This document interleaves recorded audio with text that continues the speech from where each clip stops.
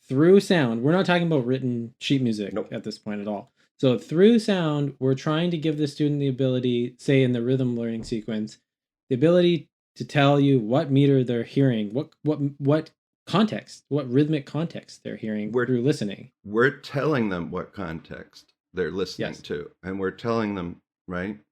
And so the Because reason, they might oh yeah, not know mhm, without us giving them the answer. Otherwise, sure. that is a simple bridge, and I often use this bridge, simple bridge to generalization, Mhm. um, because if you ask the student, was that duple or was that triple meter? That's a generalization question. Because you haven't taught them You by haven't rote how to taught, actually figure it out. give them the answer. You teach Yeah. it and answer it for them. Then you teach it again and let them answer. That Hmm. was duple because I heard do day do, or that was triple because I heard do da dee do. And what we've done is taken the syllables away, right? So that they're not leaning on them other than subconsciously. Well, and you need to take the syllables away, because if you don't take the syllables away, and they can understand the rule that anytime I hear do and do day in some rhythmic combination, that means duple. They could just be listening to the sounds of the syllables and not paying attention to the actual rhythm pattern. So you have to take the syllables away for them to be able to do the partial synthesis, because again, they can just, if they just hear doodaddy, they might not even really need to pay attention to the actual rhythm pattern. They could just associate, well, whenever he says doodaddy, he wants me to answer triple. Then they're leaning on their theoretical knowledge of, Exactly, right, exactly. and that's what we want to avoid. So it's got to be audiation based. So this is where theoretical understanding, like these little tiny nuggets of information in language, Hmm. is appropriate at, at the verbal associate. I mean verbal, yeah. I mean, listen to me. I don't know this stuff. Nah, At the no, Eric partial knows what he's talking synthesis and about. earlier levels, there's Yeah. information, resting tone.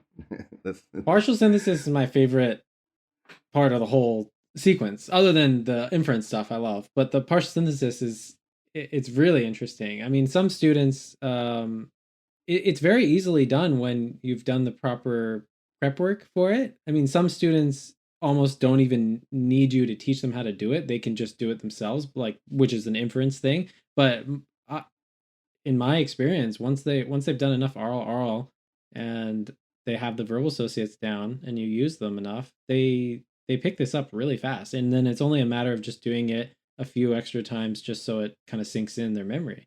But I've had really good success with yeah. this. Some students bridge themselves right on up as Sure. as quickly as an adult would that's really steeped well in music. Some kids can do that, and they can Mhm. obviously label tonal patterns and in tonic and dominant, subdominant, and recall those patterns in the context of major. So when you do these things tonally, at partial synthesis, you sing bum bum bum bum bum bum bum bum bum bum bum, and then do the same thing in minor. Bum bum Mhm. bum bum bum bum bum bum bum bum bum bum. Sorry, I didn't establish tonality in my head very well, or warm up my voice. But you'd say in the first group of patterns, did you hear do mi so as the first pattern? La fa la fa do ti re so mi do. And the second group of patterns, you should have been auditing la do mi fa re la si ti mi do la. And if you ask the children, can you remember from previous teaching, that major is when we ended on do, and minor is when we end on la. So the first group of patterns, bum bum, and again you're taking away the syllables. You're forcing them to synthesize without you're forcing them to find out whether they've done enough verbal association is one cheap way of Mhm. saying it. Mhm. And if they've done enough verbal association, then that rest tone screams out to them as Mhm. do or la. One of the things that I've done lately that isn't the that so this is the MLT uh Capital learning, MLT yeah, way. capital MLT learning sequence activity, right straight from the book way to do it. And there's, you're using neutral syllables and you're asking the children to synthesize that and giving them the answer. Yeah. And Yeah, then because you're yeah, walking them through your thinking process on this. That's what you're doing, hoping that they can follow the same steps themselves when you ask them the question without your support. yeah. So in my 4-year-old class, and maybe there's a Mm-hmm. couple kids that are 5, but they're pre-K. Um, and they're getting ready to go into kindergarten next year. And there's a couple boys in there that maybe should stick around another year. But what I'll do with them for partial synthesis, because that kind of exercise is a little heady for Sure. 4-year-olds. And Yeah. so Yeah. I want to go back to what you were saying, your definition of partial synthesis a little bit. It's like, I think it's one like, way that you can do it. yep, there's a bunch of ways you can do it, and all you want to be able to do is have them distinguish major from minor. And one way I've been doing it, and it includes partial synthesis as a foundation, but it is a um, a little bit more of an inference level learning. Mm-hmm. So I'll go, hey, you guys, Twinkle Twinkle Little Star, how I wonder what you do, because we've learned that song ends on do previously. Marietta, little Emma's fleece is white as, and what does that end on? Do. And they say snow. I say snow is the right word, but do is the tone. Fleece is white as do. How about my fair lady? Do. I want you to hear that do is the resting tone for those songs. The itsy bitsy spider went up the spout. Do. Go tell Aunt Rhody. Old gray goose is do. And I give them like 6, 7, 8 songs Yeah. really quick with just the end. I'm not singing the whole song for them. I just go, Mary had a little lamb, fleece as white as.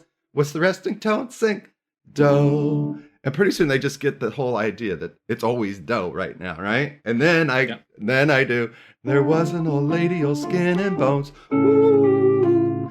Oh, that's not do. That's resting tone. La. Like out the fire goes. Or the kitty cat song. Running round and round and round, I'll play with la. And I'll do 5 or 6, just the endings of minor songs. And then I'll go right back to Twinkle. And what I've done is like black, black, black, black, black, black, black, white, white, white, white, white, white, white.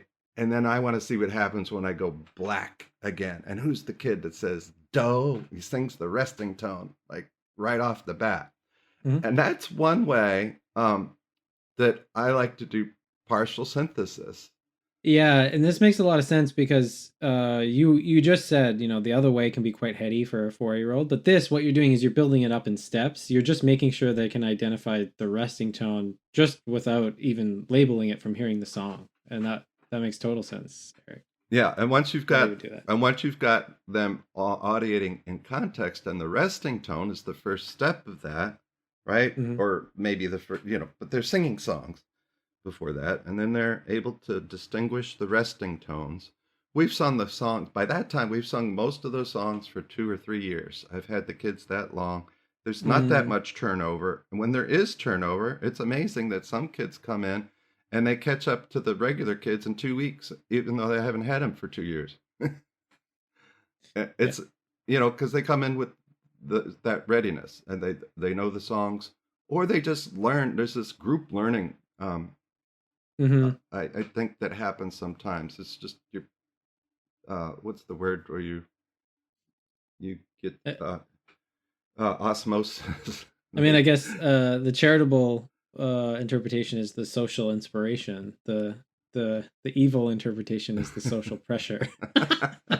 But it works. I mean, I've said this before on the podcast, but I think one of the reasons I excelled with music was because our music department in my high school is very strong, specifically the guitar department. We're Yeah. one of the only schools in the area that had a proper classical guitar teacher, and it was just there was a little community of everyone played guitar at this high school, and everyone was good at guitar. It just there's an ethos. It was like tiny Nashville Yeah.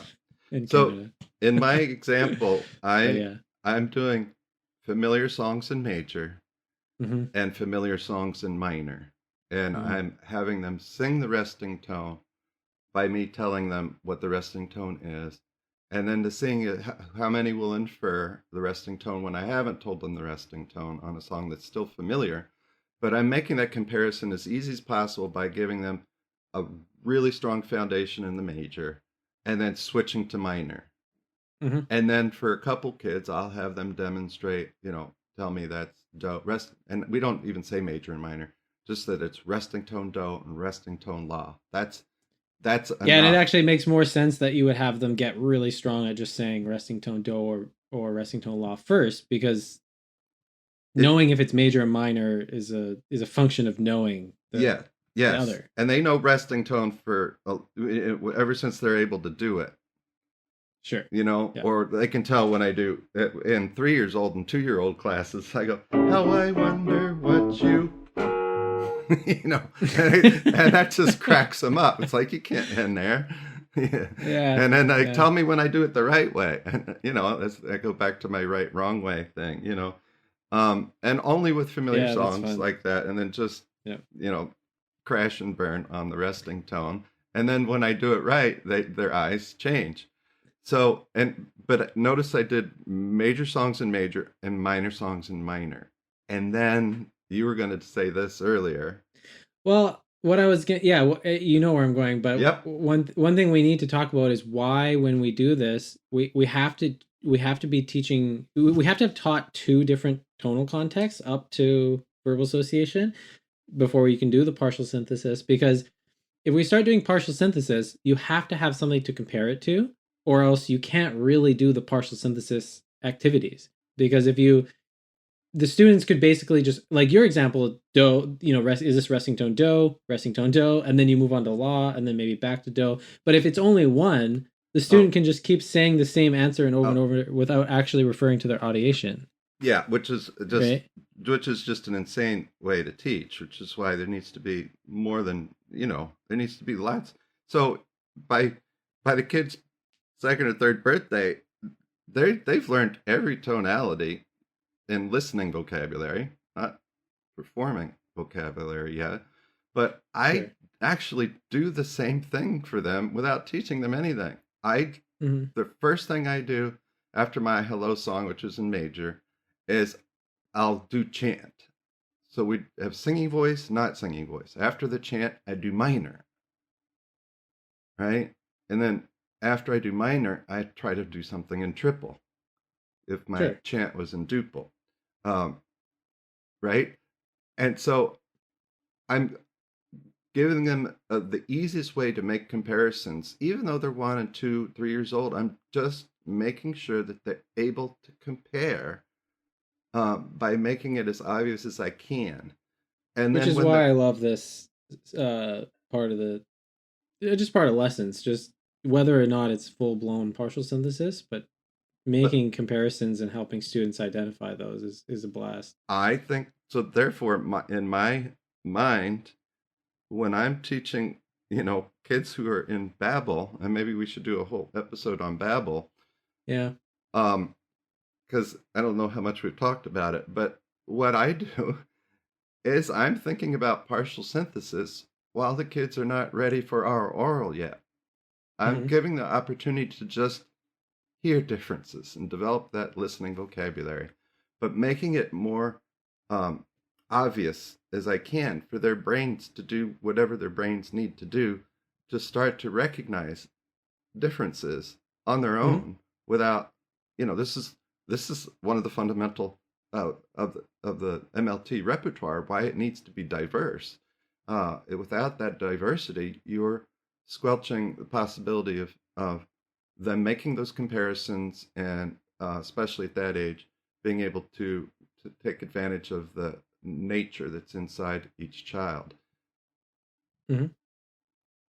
And, by providing the nurture of, a variety of tonalities, contexts, and then styles, styles and movement and Yeah. all that together. So Yeah. I actually, setting them up for partial synthesis way earlier Well, and this is what I than do when I teach instrumentally, right? If it's a song I feel like they're familiar with, like Twinkle Twinkle Little Star, I just teach it in major and minor. I teach it in minor like almost immediately once they can play it in major correctly once, and then I might not move into an actual like a full blown partial synthesis thing, but I'm already getting them to tell me like I'll once they can play the major and the minor one, I'll play the major and the minor one, and I'll say, was the last one I played the right twinkle or the wrong twinkle? yeah, And so they're already showing me yeah, that they can hear the difference. They just haven't moved there. It's not full blown partial synthesis because we haven't done the verbal associates into, synthesizing them. yeah. Um, another good thing I'd like to talk about is like for music teachers, or just musicians, we're talking about this in an MLT context for, probably teaching new audiators, but how does a more advanced musician use this stuff to their benefit? And I mean, I'll give you one really practical example. When I was learning to play a lot of jazz tunes, there'd be a lot of, let's say, in the key of C, there'd be a lot of like G7 chords, right? Hmm. And I watched this Joe Pass video where he would just play all these different kinds of G7s. He'd be like, sometimes I'm playing G9, sometimes I'm playing G7, sometimes I'm playing G flat 9. But a really pragmatic way you can use this for your own musical development is like take two chords, or it could be two chords in this circumstance. They don't even have to be in different contexts. And again, this isn't like capital partial synthesis, but it's the same logic.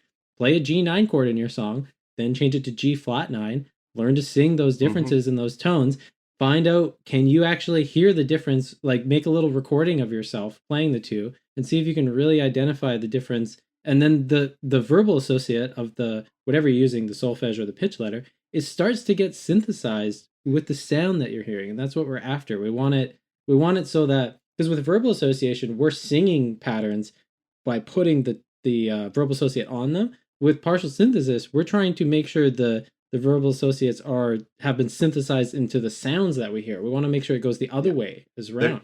they're contextualizing without a crutch, and the crutch is Mm-hmm. the syllables that you use. And But we want once to you make kind sure of that the syllables in the background. uh, Go uh, ahead.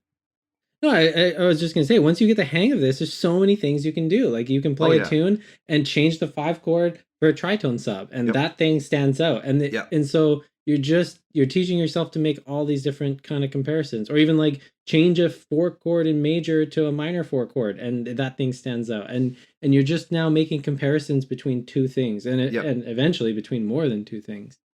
Um, Yep. and it lends itself really well to improv, to composing, to just, I mean, it's very difficult now for me to play a tune and not change the tonality or the meter. Like the students know it's coming, you Yeah. know. If Unless I'm really trying to make sure someone's not confused. Like if I feel like that has confused someone before, I don't want to Yeah, it's like meddle if with you that a play lot. Twinkle in Major and you now play Twinkle in Minor. And I've done major songs in major and minor songs that are supposed to be minor in minor, of course, right? And we're comparing those resting tones. I do love this thing you've already said is, here's Twinkle in Major, here's Twinkle in Minor. Was that the right way or the wrong way? I love that distinction. That helps bring them to a very that base level partial synthesis, right?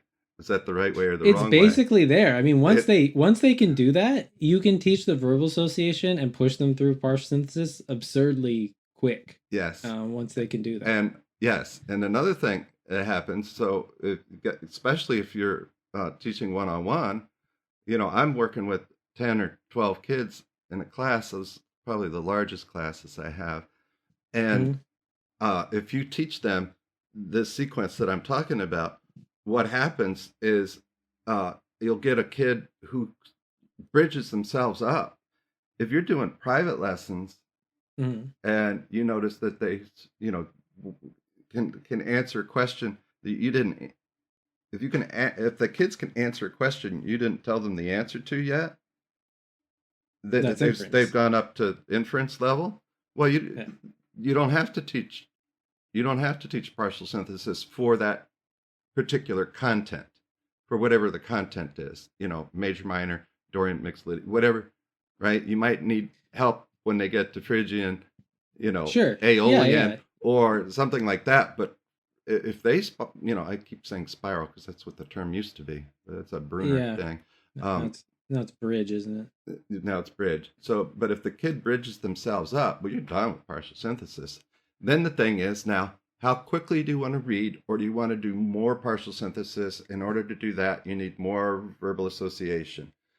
And of course, without doing the Sure. oral to set up the verbal association, you could be causing trouble. But in my classes, they're getting so much contrast all the time, even within, chants. I'm doing, 6/8 7/8, or I'm doing, duple triple right next to each other, or whatever. Uh, Hmm. Within tunes or within chants, uh, that I think they've gotten so much vocabulary that partial synthesis just becomes so easy when you've established context. I had a kid. I love this kid. Um, she's 4.5. She'll tell you, have to get the half in. And the day before their birthday, they insist they're still 4.5. But anyway, Excellent this mathematics. this kid is, I played a song, and I had them choose the resting tone. What resting tone was that? And they'll say do, and I'll play, and they go no, and then they all go la la la. That was la, and then I'll play it, and they'll go no, and one kid said me, and I had taught them one day a couple weeks earlier.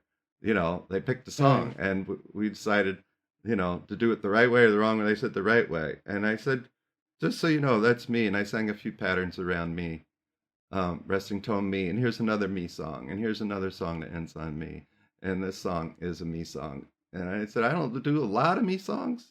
You guys know a lot more songs that end on do, and the reason I love saying resting tone do and resting tone la is it gives them access, without saying major and minor, it gives them access to all the other resting tones if they know do re mi fa sol la ti.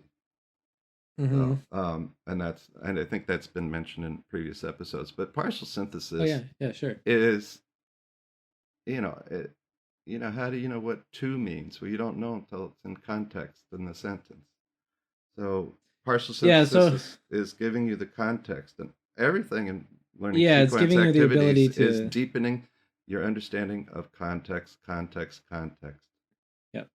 Yeah. I mean, that's how I think about it. It's giving the student the ability to label the context that they hear when they're listening to music. And although it is a discrimination level learning activity, there is no discrimination without some inference. And obviously there's no inference without discrimination learning. Yeah, So sure. and so there is a point at which your music aptitude helps you to navigate Oh, yeah, I have no doubt. the difficulty levels of patterns, and sorry about Yeah. that.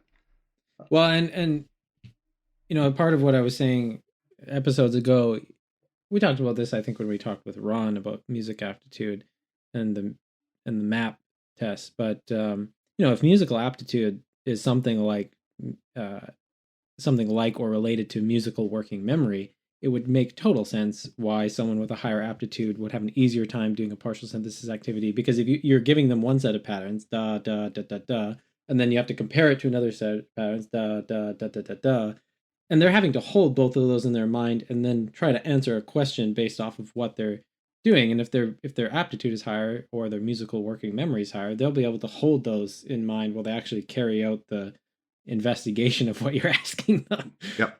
But if your musical working memory is very kind of, but a cool thing about this though, and we should mention here, is that you can bypass a lot of those problems by making sure that the content that you're using to teach partial synthesis has been well mastered and is in their memory. So, for example, one of the reasons why I love doing Major Twinkle, Minor Twinkle, by the time I get them to do this, they already know that song so well, they're not really struggling in No, terms of it being like a foreign song. it's And that's why you so got to teach familiar. them. Yes. Yeah, you got to do this with familiar songs first because it doesn't tax the mind in the same way. At some point, though, you can just play them random songs and say, "Did that sound like it was resting tone do or resting tone la?" And that's where eventually it goes. Eventually, I play 1-5-1 and ask a major minor 1-5-1 major Mm. minor. Um, and that's a inference level skill. But if you've taught them enough, you know, vocabulary in patterns, and not necessarily in patterns, as I'm cheating by doing the right way, wrong way, doing partial synthesis before they've done oral in 3 and 4 years old. I am Hmm. skirting the issue, but when they're making those determinations and identifying resting tones without patterns, my harmonic learning sequence gets folded right in so easily. Yeah, Uh, yeah, and yeah. And you can do this all with the harmonic learning sequence stuff too, which is we haven't talked about yet, but it works well, I absurdly think well it's for I that think it's stuff. fundamental to teaching it, the tonal partial I, I synthesis. I agree, and something we've talked about before in the podcast is that there is a difference between being able to audiate the tonality you're in, being able to audiate a tonal pattern, and fully audiating the harmony outside of a specific tonal pattern. They're separate skills, and in terms of the order, I mean, Eric, my experience with you with this has been a lot less in terms of time and amount of bodies or minds that I've taught to do this, but tonal patterns are more easily taught and discriminated when you also teach the harmonic learning sequence stuff. And kids And can do it at 2 years. So I probably mentioned this, 2 years old. I had a kid stare me down and say, "Mr. Eric, that's no," and that's yes. Um, Not by taking my aptitude measure, the Dr. Eric's, um, yeah. harmonic, aptitude measure. Yes, it's Dr. Eric's yes no game. Mhm. Is what I call it. But I never got that. I never got anybody younger than 2.5 to get through the game. Mhm. But this one boy just nailed it, and was absolutely stern and frank about his answer at 2 years That's old. really cool. The yes no, and being really certain. And it's like, you can't end here, you got to end here. And I've been You know, one teaching him yes no. I'm really curious. I'm getting some really fabulous results, and on the other hand, I've got older kids who I've had for a long time, and they still having trouble with same more same than here. four functions or three Yeah. functions. Yeah, it's been the same experience with me. Unfortunately, I don't often get students as young as you do, but my general sizing of the situation is that it's easier to teach them when they're younger. But every few students that I get, I don't know an exact number, every 3 or 4 or 5 students just seem to have a really difficult time adding more than a couple functions Yeah, with the harmonic learning sequence. I can get them to the big two, and then yeah. Well, it's hard to add more. the harmonic aptitude measures are just weird. You know, Hmm. HIRR, harmonic improvisation readiness record. The way that thing works and the statistics is bizarre. And then also my test relative to my game, I like to call it a game, relative to what the kids are able to do with me. Um, I'm really curious, you know, why it in many cases cannot be taught. It's like it's an You know, aptitude one measure. And one on thing the I've other wondered. hand, there are kids that can learn four functions in the course of two 10-minute Yeah, sessions over 2 weeks, yeah, and that yeah. blows my mind.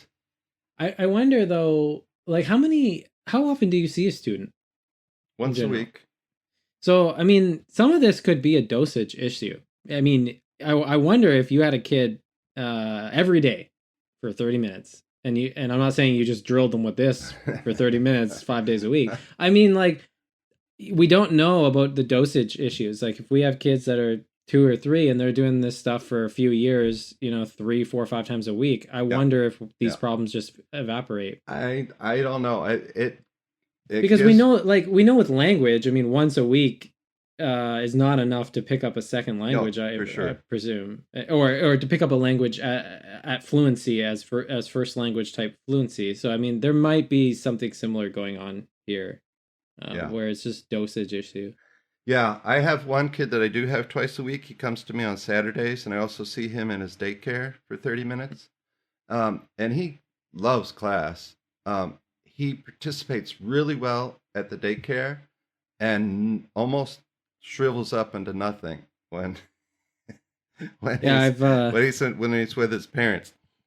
Um, I've had a few students on the younger end, 4, 5, 6, 7, who I've recommended to their parents, like, I'd rather see your student for 15 minutes twice a week than once a week for half an hour. And only a few parents here and there buy into that, but they do so well with that. The yeah, lessons go by so fast and they have yeah, a blast. yeah. And it's much better than a half an hour, So especially one on one, yeah, It's yeah, yeah.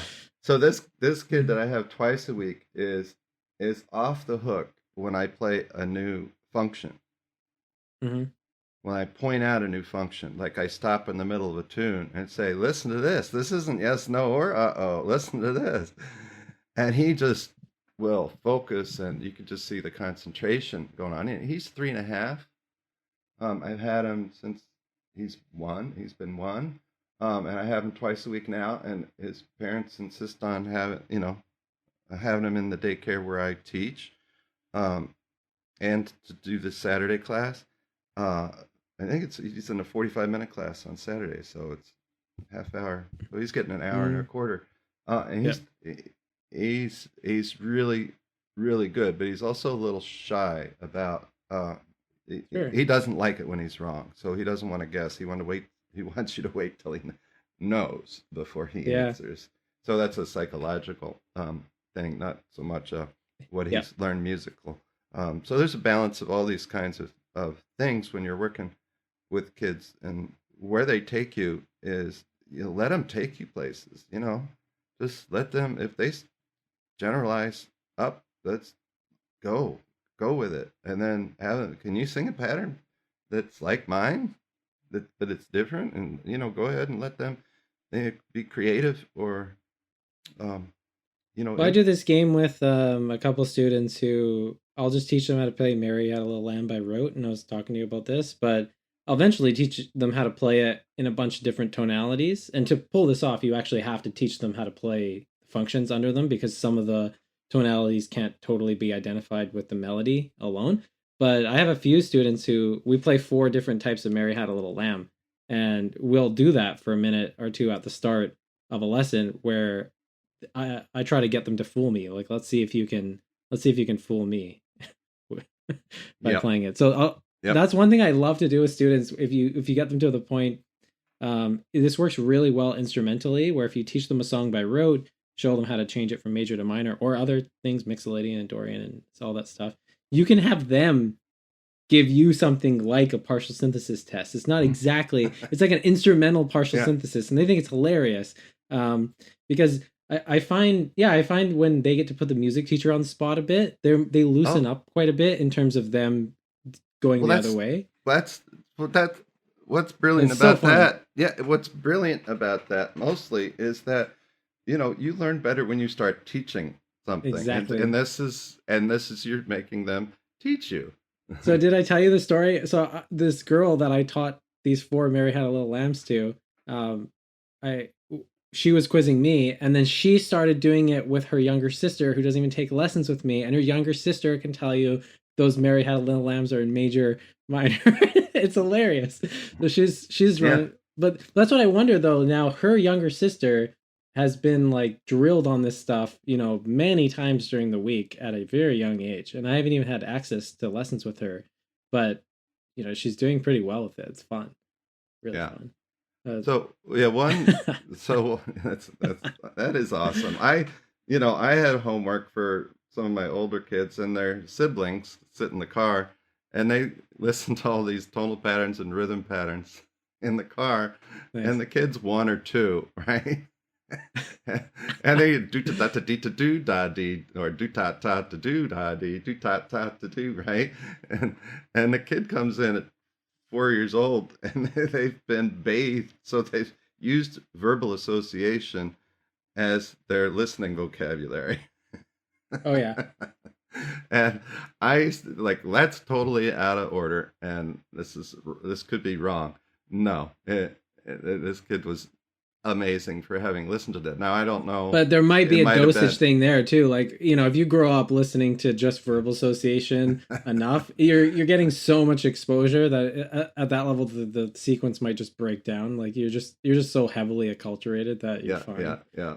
It makes me wonder why I don't have enough classical Indian music, Northern India, especially tabla, going on, because I can't do it. It's like Okay. maybe I should be adding stuff that's beyond my own grasp rhythmically. I don't know the talas and the ragas like Yeah. I would want to expose them, because I'd want to not just listen to it and move to it, but actually work it into where I'm moving toward partial synthesis or something There's like that. other things you can do here too. Like I've harped upon this on the podcast a lot of times, but the 8 tonalities that we use are in a sense arbitrary. There are other ones. Um and I've done this with students. So if we know how to play a Mixolydian song and the melody has the major six or whatever you feel like calling it, um, I'll just change that to the flat six, and that is a distinct sound that you hear Yep. in film music. And I don't have a name for that tonality. I mean, I call it Mixolydian flat six, but I Yep. mean, whenever the elves show up in a movie, that's the tonality that's used. Yeah. And you can do the same thing with these little activities. But this, as a final thing I want to talk about, I've mentioned I've got another doing thing this. too, Oh, but yeah, one more. Okay, one more each. Instrumentally, this works very well if you do everything parallel, especially on a piano and a guitar. I'm not as experienced teaching this on other instruments, but the reason it works so well if you teach songs in parallel minor, parallel major, or parallel whatever tonality, they are almost identical to play on the instrument. Only certain tones change, and it makes it just very expedient for teaching them. You teach major twinkle and then minor twinkle. Only a tone has to move around on the instrument. yeah, there's an extra support mechanism for your audiation, because your finger goes here, not there, and that's the only thing you need to change. Yeah, I mean, you can do it the other way where you teach relative tonalities, but then you have to actually teach them a whole nother version of the same song. And piano, it's not that big of a deal on, but I have found they respond really well to the parallel um, version of this. So I recommend people try that. Yeah, It's a lot of yeah. fun. I had good experience with both, and just keeping do where it is. Yeah, And then it's the same pattern. Just start on A rather than C. If you're yeah, working on xylophones like that. So, but both are definitely. Uh, I'm not sure which one would be. I think just do both. One of the things I'll do with kids is just pick any tone. Come up here and hit any key, and they hit one. And it's, well, so what do you want that to be? You want it do re mi fa sol la ti do? What? Tell me, sure. and I just show them that anything can be anything, Yeah, and yeah. they get to pick, and that's just a concept for my 4 or 5 year olds, that kind of gives them a big picture of. I do think though that this partial synthesis type thing with parallel tonalities is absolutely essential if you use pitch letters as verbal associates. It's like you absolutely need to learn how to do that. It makes the Yeah, two down the makes the road difference. when you've got Yeah, these funky chord changes that you jazzers do. But yeah. all right, so Okay, your last. my last thought. So where do you go after partial synthesis? Right? Okay, I don't, I don't, I don't do notation right now, hardly at yeah. all. I'm trying to see I don't how really far. I don't use it I very much. I did it first 5 6 years at Peabody. I I had kids reading by the end of the second year every tonal pattern, every rhythm pattern that was in the Jump Right In series. they were reading them effortlessly. Patterns like do to do ta ta to do. Sight, and then sight reading them, or familiar patterns in unfamiliar order. Let's say that they weren't unfamiliar patterns like true sight singing would be, but they were in unfamiliar order, but they were familiar patterns, and then they were the most difficult patterns that were in at the Jump Right In series at that point. So and so I kind of got to that point, and I said, these kids at first, second grade are already doing that, and I didn't do those kind of patterns till high school. And even in high school, I probably wasn't even audiating them, because I remember the band director yelling at us for our eighth note, dotted eighth note, 16ths, which always get short shrift. They're never do to do to do to do. They're always they're a little lazy, right? So, but you don't have, so for the last 10 or more years, I haven't been going from partial synthesis into any reading. So I don't bother with that, and I just start experimenting with generalization and creativity and all that. And I just kind of, they've got enough vocabulary. I just like try to turn them loose and see who's willing to take risks and who's not, and then let them work those things out in a playful manner, like just goof around for a little bit, let them experiment, let them play and find out what they like, what they don't like, so that they can fall down and then work together to, right? Once they've got the vocabulary, and once they've got a few root melodies and melodies on an instrument, because I think an instrument is much more valuable to start with initially when you start to get into these inference levels of learning. I think the instrument's so useful because you can actually control it and play it, but if you just learn the symbolic association on the staff, it doesn't respond to you the same way. No. Right? Yeah, and once they get to the point where they're improvising something and you want to remember it, or they're not necessarily improvising something, but they're creating something, you want to remember it. Well, this is the reason for notation. I want to remember this thing, and it's a way to put down, and so I kind of go from composing and improvising back down to exploration. And even before exploration, just goofing, where it can be free for them to, nobody makes a mistake. There's nothing wrong. And then you do something you like. Now we want to write it down. So now I go into, I'll go back to, I can't say it. What's the matter with me? Partial synthesis, and then what? Symbolic association. Symbolic association. We gotta up Eric's visual dosage here. We have a whole conversation around that, actually. So I'm the same way. I don't really go. I do a little bit of symbolic association, but I'm more so thinking like, who's the student with me? The guitar students with me basically don't need it because we're not learning classical music, and I just don't care that much about symbolic association.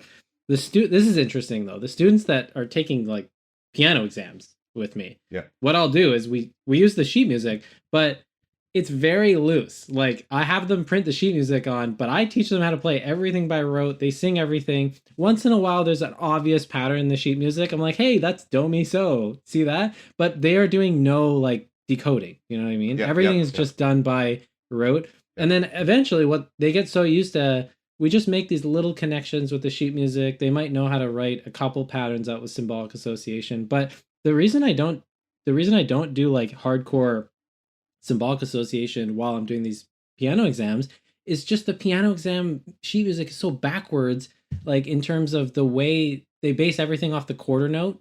There's no the way the rhythm sequence unfolds is so inappropriate. Like there's rests everywhere that they shouldn't be reading at that point in the sequence, and just all these kind of problems. So what I just do is like, no, you're just listening to the tune. This is what the sheet music looks like. It's kind of nice to have in front of you. And what I found is that most parents are satisfied by that. Most parents that want their kids to learn sheet music, like how to read, who aren't knowledgeable about this stuff, they're totally fine having their son or daughter have the music in front of them.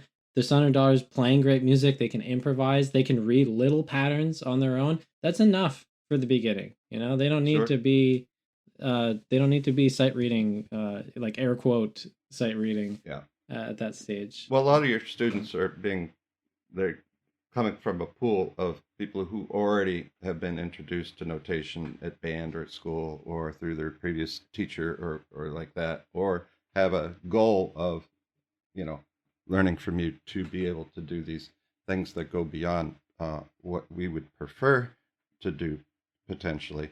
But my kids are all under the age of 7 mostly. Yeah, and that is a big issue. You get people who are already decoding in band class. And I know that you have to. I'm sorry. I know that when they leave me, they're going to go learn lines and spaces and names of notes. Yeah. So, I mean, the only final thing that's on my mind that we didn't talk about, we tried for 45 minutes, we almost made it. But the final thing is, the relationship between composite synthesis.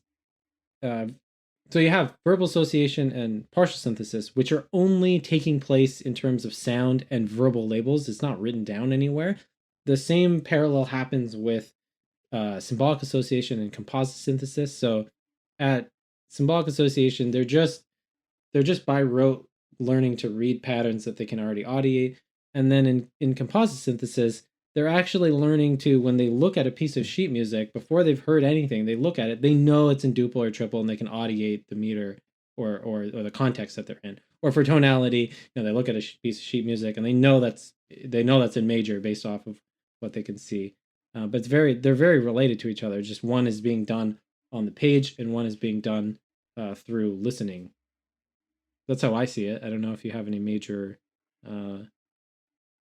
points with that. Yeah, we're all developing our own method inside of small MLT or big MLT or combinations thereof.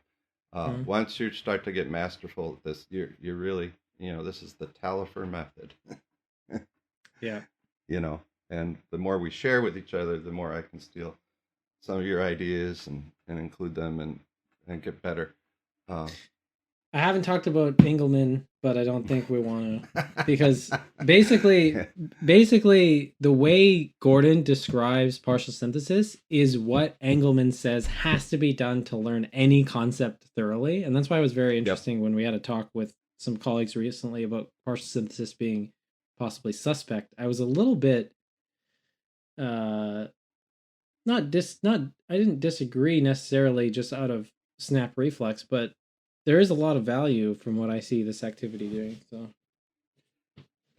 yeah, hopefully that's useful for people. We'd love to answer more questions if there's any questions about that. We didn't get super into the practical application in terms of directions, how to do it. We talked about different ways of doing it. You take familiar patterns and compare them with another set of familiar patterns that are very close but in another context. But that should be a good start. Yep, should be. Well, thank you. Good talking with you again as usual. Okay.